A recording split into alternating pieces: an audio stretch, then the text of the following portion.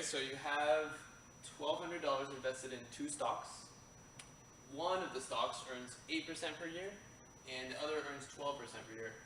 The income, in 1 year from the 8% stock is 3 more than the income from the 12% stock. So it doesn't say it, but the problem means in 1 year. So how much did you invest in each stock? So right off the bat, let's see what it's asking, right? How much did we invest in each stock? That means how much did we invest in the 12% and how much in the 8%. So let's go ahead like we usually do. We'll give them variables, right? We'll say X is, number of dollars invested in the 8%, right? We'll just say arrow, which means invested in the 8%. And Y is going to be the number of dollars invested in the 12%. So if we invested this many dollars and this many dollars in 2 separate, stocks, then the total when you add them up should be the total money you started with, right? So we already know this. Usually there's always this really easy equation to start with. X plus Y equals 1,200. We're already starting with one of them done. Then, for the next one, it says the income from the 8% stock is 3 more than from the 12% stock. So remember, the income from the 8% stock in 1 year is just going to be X, the number of dollars you put into that stock, times 8%. Similar to some of the other problems. So we know that if we have 0.08x, right? Because that's 8%, 0.08. That's going to be, the number, the income from the 8% stock. It's 3 more than the income from the 12% stock.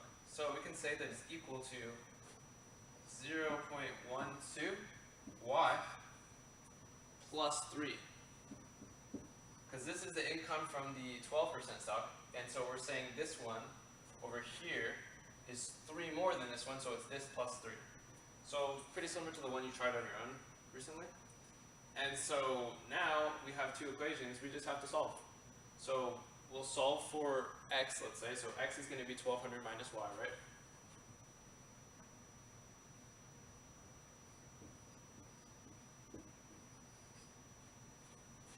And then we can plug that x in for that. Okay, continuing. If we substitute that 1,200 minus y for this x, right, because that's what x equals, we're going to get 0.08 times 1,200 minus y equals, over here, right, 0.12 y plus 3. Okay, so if we distribute this 0.08 times 1,200, if you do it on your calculator, I think you get 96. Minus 0.08y equals 0.12y plus 3, right?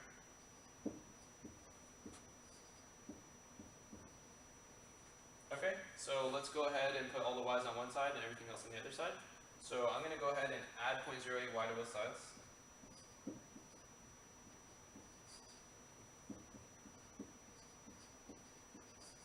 And minus 3 on both sides.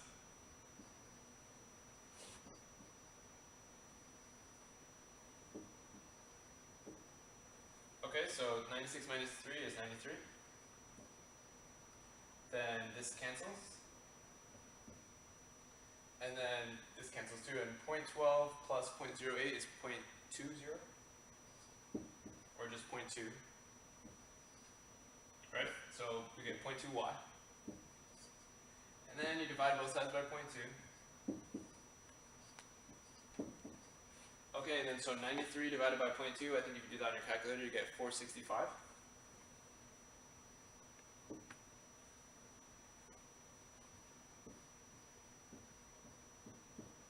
And that's equal to y.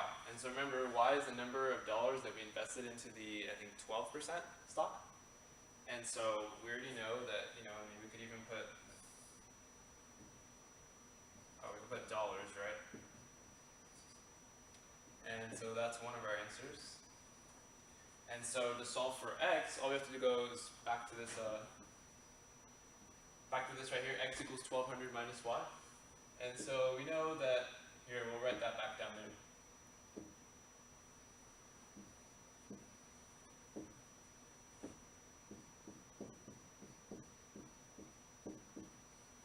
So if we have 1200 minus 465, and that should give us 735, right? So these are going to be our two answers. And if you want, you could add the dollars onto this one too. So, you know, the amount of money that you put into the first stock is $735, and into the second one it was $465. And so that's the answer to that problem. Alright, very last one. See if you can do this one on your own. It says, a mother wants to invest $5,000 for her children's education. She invests part of the money in a CD which earns 4% interest, and the remainder in a savings bond that earns 7% interest per year. If the total interest earned after 1 year is $300, you know, with both of those, how much was invested at each rate? So think about that, very similar to the last problem, and see if you can solve it. Pause the video and give it a try. Okay, hopefully you gave that a try.